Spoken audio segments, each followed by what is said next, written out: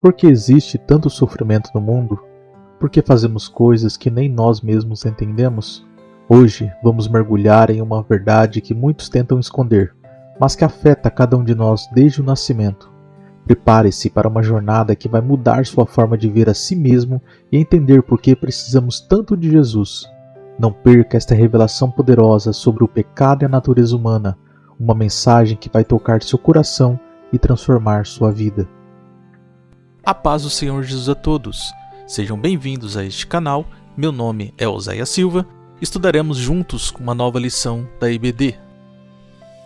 E no primeiro trimestre de 2025, estamos estudando a lição Em Defesa da Fé Cristã, combatendo as antigas heresias que se apresentam com nova aparência. Na lição de número 10, o tema é O pecado corrompeu a natureza humana. Não se esqueça de se inscrever no canal caso não seja inscrito, deixa o like, ativa o sininho e compartilhe esse vídeo com mais pessoas.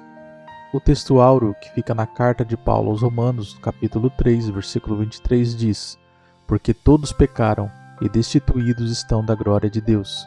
A verdade prática: o pecado é um elemento real na vida de todas as pessoas, desde o ventre materno.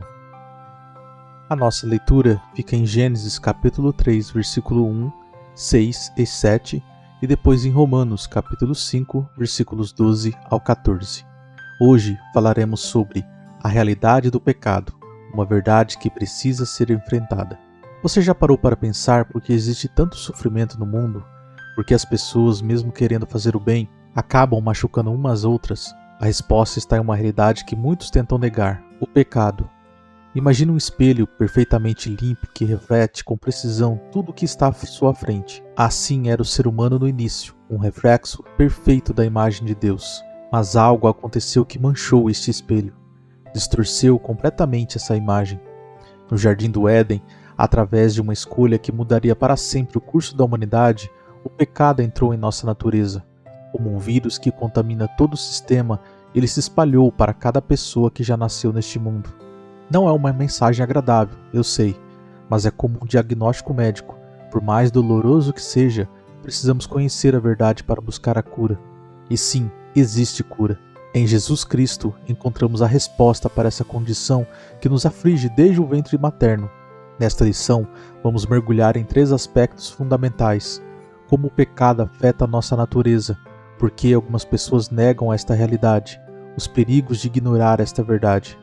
Reconhecer o pecado não é se entregar ao desespero, mas dar o primeiro passo em direção à esperança que há em Cristo. Tópico 1: a doutrina bíblica do pecado e sua extensão.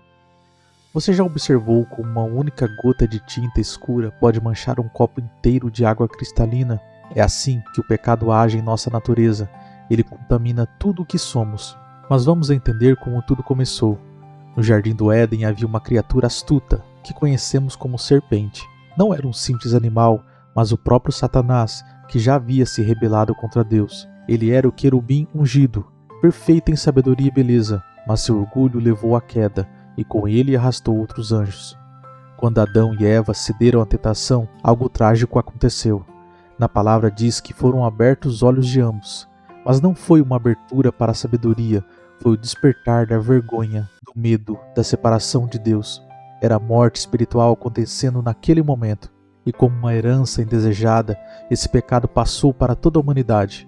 Romanos 5,12 nos diz: Como por um homem entrou o pecado no mundo, e pelo pecado a morte, assim também a morte passou a todos os homens. O pecado não deixou nada intocado em nossa natureza.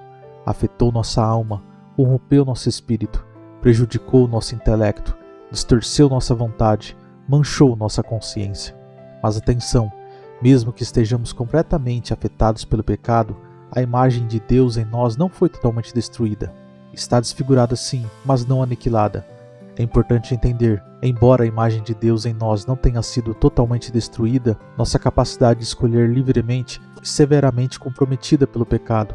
Em nossa natureza caída, somos escravos do pecado, incapazes de, por nós mesmos, escolher o bem espiritual ou buscar a Deus. Porém, através da graça preveniente de Deus, manifestada em Cristo, recebemos a capacidade de responder ao chamado divino.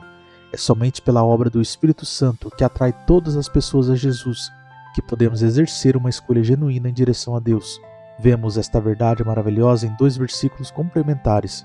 Jesus diz em João 6,37: todo aquele que o Pai me dá, este virá a mim, e o que vem a mim, de modo nenhum lançarei fora. Aqui vemos o convite universal e a certeza de que seremos recebidos quando respondemos a este chamado.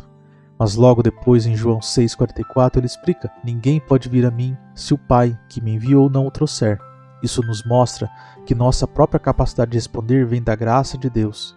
É como se Deus estendesse sua mão primeiro, capacitando-nos a fazer uma escolha genuína, e então nos desse a responsabilidade de seguir esta mão estendida. Nossa liberdade verdadeira é um presente da graça. Deus nos capacita a escolher e ainda promete não rejeitar ninguém que venha a Ele. O pecado pode ter manchado nossa natureza, mas não conseguiu apagar a assinatura do Criador em nossas almas. Em Cristo existe restauração. Tópico 2. A heresia que nega o advento do pecado. Imagine alguém com uma doença grave negando que está doente. Por mais que os sintomas sejam evidentes, essa pessoa insiste em dizer que está tudo bem. Isso não é apenas perigoso, mas pode ser fatal. É exatamente isso que acontece quando pessoas negam a realidade do pecado. No século V, surgiu um homem chamado Pelágio. Ele parecia bem intencionado, era um monge estudioso, mas começou a espalhar uma ideia que abalaria a igreja. O ser humano nasce puro, sem pecado. Parece bonito, não é? Mas é uma mentira perigosa. Vamos entender o que Pelágio ensinava. Negava que nascemos com o pecado. Dizia que a queda de Adão não nos afetou. Afirmava que cada pessoa é naturalmente boa. Rejeitava a ideia de uma natureza humana corrompida. Mas a palavra de Deus não deixa dúvidas. Romanos 5,12 nos diz que o pecado entrou no mundo por um homem e através dele passou a todos nós. Não é uma opinião, é uma realidade revelada por Deus. E hoje, essa mesma mentira continua viva, vestida com roupas novas. Nas religiões que falam de reencarnação, na ciência cristã, que nega a existência do pecado, no mormonismo, que rejeita a transmissão do pecado de Adão. Mas é por isso que Jesus teve que morrer na cruz.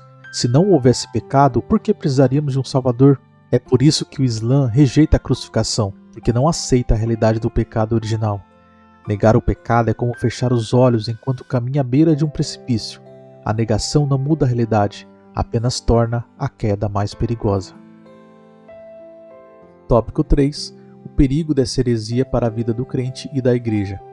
Você já viu uma pequena rachadura em uma parede que, ignorada por muito tempo, acabou comprometendo toda a estrutura do edifício? É assim que ideias falsas sobre o pecado podem destruir nossa fé. As ideias que negam o pecado original não estão apenas em religiões organizadas. Elas se infiltraram na mentalidade moderna de várias formas. Na cultura da autoajuda que prega que podemos nos aperfeiçoar sozinhos. Hoje conhecemos como os coachings cristãos. Nas filosofias nova era que negam a existência do mal.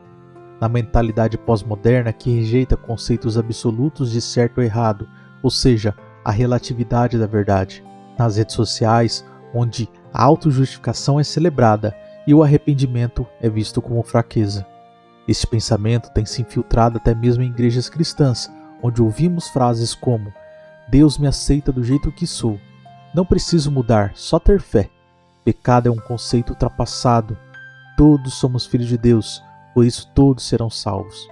O perigo é ainda maior porque essas ideias vêm embaladas em linguagem moderna e atraente, muitas vezes misturadas com meias verdades que parecem fazer sentido para o cristão despreparado.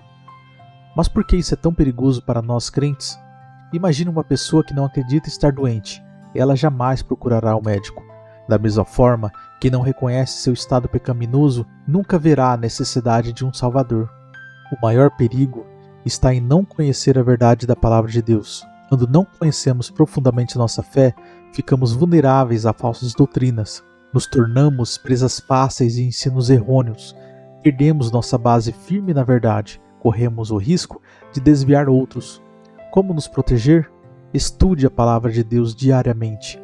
Conheça bem aquilo em que crê. Aprenda a identificar doutrinas falsas. Compartilhe a verdade com amor. Permita que o Espírito Santo seja seu guia. Lembre-se, nosso papel não é apenas identificar o erro, mas apresentar a verdade que liberta. Jesus morreu por todos, inclusive por aqueles que hoje negam sua necessidade de salvação. Conhecer a verdade sobre o pecado não nos leva ao desespero, mas nos conduz aos braços do único que pode nos libertar dele, Jesus Cristo. A esperança além do pecado. Vimos como o pecado entrou em nosso mundo e contaminou toda a humanidade. Aprendemos sobre aqueles que tentam negar esta realidade e os perigos dessa negação. Mas, mais importante que tudo isso, descobrimos que há esperança. Talvez você esteja se sentindo pesado com essas verdades. Talvez o reconhecimento do pecado pareça esmagador. Mas quero que você guarde isso no coração. Desde o momento da queda no Éden, Deus já tinha um plano de resgate. Em Efésios 2:5, a palavra de Deus nos diz algo maravilhoso. Nos vivificou juntamente com Cristo. Pela graça sois salvos. Percebam, mesmo estando mortos em nossos pecados, Deus nos dá vida. Então o que fazemos com tudo isso? Reconheça humildemente nossa condição. Aceite o amor e a graça de Deus. Permita que Cristo nos transforme. Compartilhe esta esperança com outros. O pecado pode ter escrito o primeiro capítulo da história humana, mas não escreverá o último. Em Cristo temos um novo começo, uma nova história, uma nova vida. Que o Deus de toda esperança encha você de toda alegria e paz na sua jornada de fé. Até o próximo encontro. Amém. Meus irmãos, finalizamos a aula de hoje, mas agora é sua vez. Deixa nos comentários aí o que você está achando da lição desse trimestre, ou caso você queira adicionar algum conteúdo para ajudar outros irmãos, é só escrever aí nos comentários. Além disso, não esqueça de deixar o seu like, inscreva-se no canal e ative o sininho para ser informado quando sai a próxima aula e compartilhe com mais pessoas. Nós terminamos a aula de hoje, mas o assunto não para por aqui. Você pode conferir os livros que eu indico sobre o assunto na descrição do vídeo e primeiro comentário. Além disso, indico continuar assistindo o vídeo da próxima lição que vai aparecer aqui quando estiver disponível, ou o vídeo de outra lição que eu indico que vai estar deste outro lado aqui. E que Deus continue edificando a sua vida com a palavra dele.